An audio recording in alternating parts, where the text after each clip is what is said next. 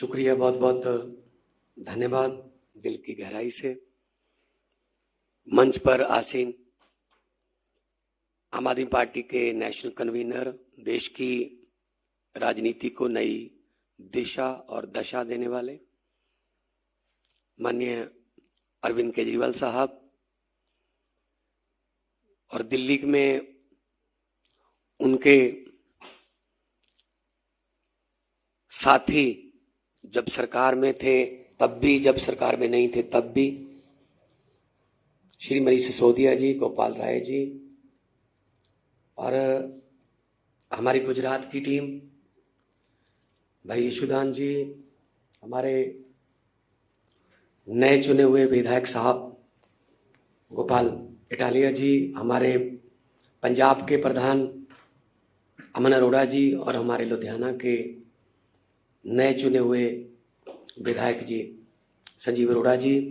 सामने मेरी कैबिनेट के साथी बैठे हैं, सतेंद्र जैन साहब बैठे हैं, और सब पर्दे के पीछे वाली टीम भी बैठी है, जो पर्दे के पीछे काम करते थे, और आज मेहनत जो है वो रंग लाई है। सबको मेरा नमस्कार, सत श्री अकाल, वाहिगुरु जी का खालसा, वाहिगुरु जी की फतेह। मेरे से पहले उन दोनों बंदों को बुलवा दिया गया है जिन्होंने खुद डोर टू डोर से लेके रात के 11 बजे तक, 12 बजे तक इलेक्शन का हर अक्षर अपने हाथों से लिखा।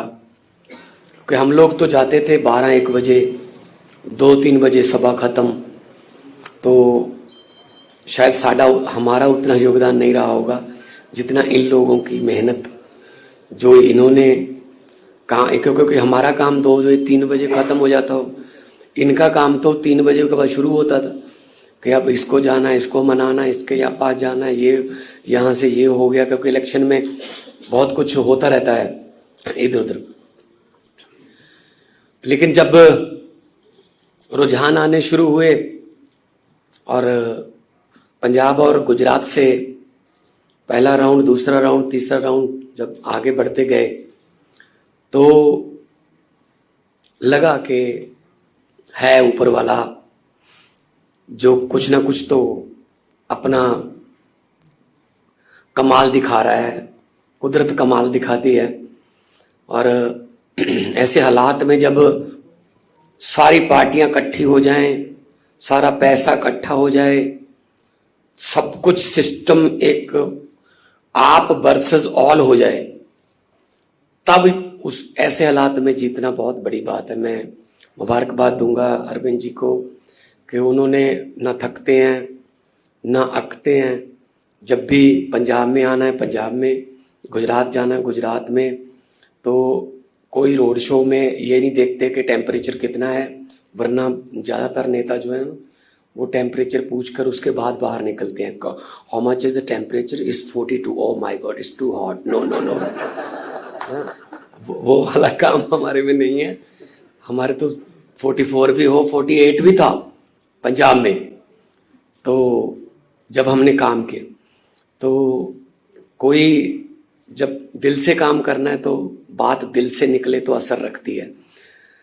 तो ये मेहनत है, और मेहनत का जब फल मिलता है तो उसके लड्डू तो फिर सौरभ भाई बहुत ही स्वाद होते हैं। तो गोपाल इटालिया जी ने जो कहा कि हम आम घरों से निकले हुए हैं, सभी आम घरों से ही निकले हैं, और इतने इतने बड़े पद कभी सोचा नहीं था कि भारत की, देश की सबसे बड़ी पंचायत कही जाने वाली लोकसभा में भी जाएंगे, 2-2 बार जाएंगे, राज्यसभा में भी जाएंगे, और मंत्री बन जाएंगे, मुख्यमंत्री बन जाएंगे। वरना हमें कौन, वो जो सेक्टर 2 या 4 जो इनके घर हैं चंडीगढ़ में, हम हमें तो जाने नहीं देते थे वहां। कहते बस यही दुनिया खत्म है, चलो चलो शाबाश पीछे हो जाओ। तो उन सेक्टरों में, उन घरों में अगर कोई लेके जा सकता है तो आम आदमी पार्टी लेके जा सकती है, वरना जिला प्रधान भी नहीं बनाते जी। इनकी बेटे, इनके साले, इनके भतीजे, इनके जीजे, बस यही चलता है बस।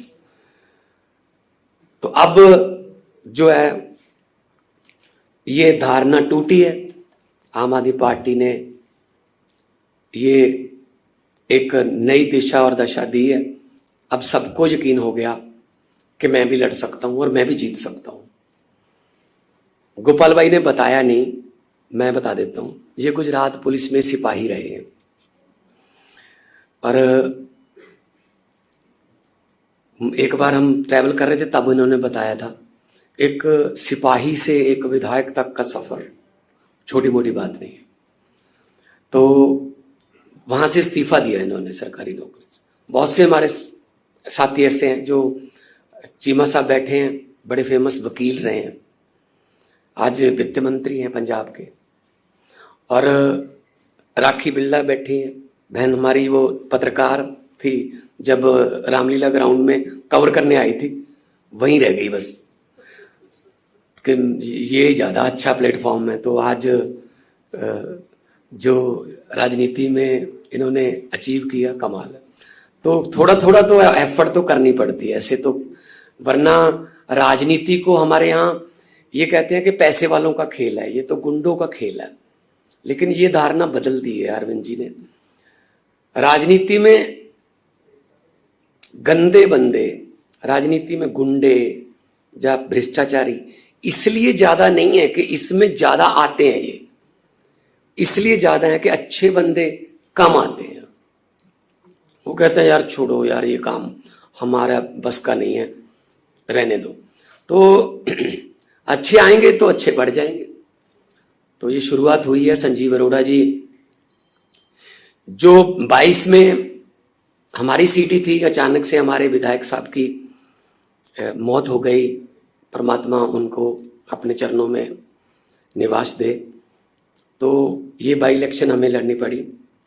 तब हम 7,000 से कुछ ज्यादा मतों से जीते थे, अब हम 10,000 से कुछ ज्यादा मतों से जीते हैं।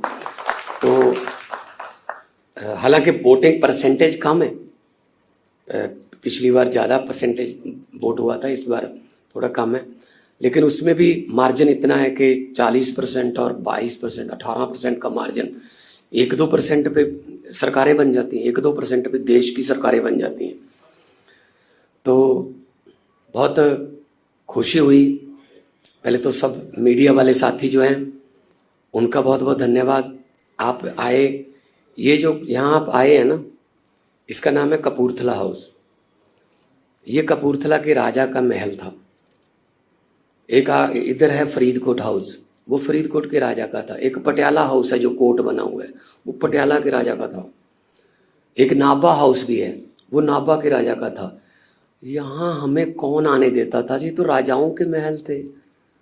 तो आज अगर हम कपूरथला हाउस में हैं तो सिर्फ पब्लिक की वजह से, संविधान की वजह से और एक अच्छी सोच की वजह से हम हैं। हमारी टीम है, हम मिल के काम करते हैं। जरूरी नहीं है हर रोज विराट कोहली सेंचुरी लगाए, कई बार विराट 0 पे आउट हो जाता है, लेकिन कोई ना कोई और बंदा जो है वो उस दिन काम कर देता है। लेकिन टीम वर्क है ये, तो एक टीम के रूप में काम करते रहेंगे। और परिवार है हमारा एक छोटा सा, और परिवार में जो भी फैसले होते हैं, हमारे लानेदार, जो पंजाबी में लानेदार बोलते हैं परिवार के मुखिया को, वो अरविंद केजरीवाल जी हैं। तो जो लानेदार, जो परिवार के मुखिया फैसला लेते हैं, वो अपने घर को बचाने के लिए लेते हैं, अपने घर को और बड़ा करने के लिए लेते हैं।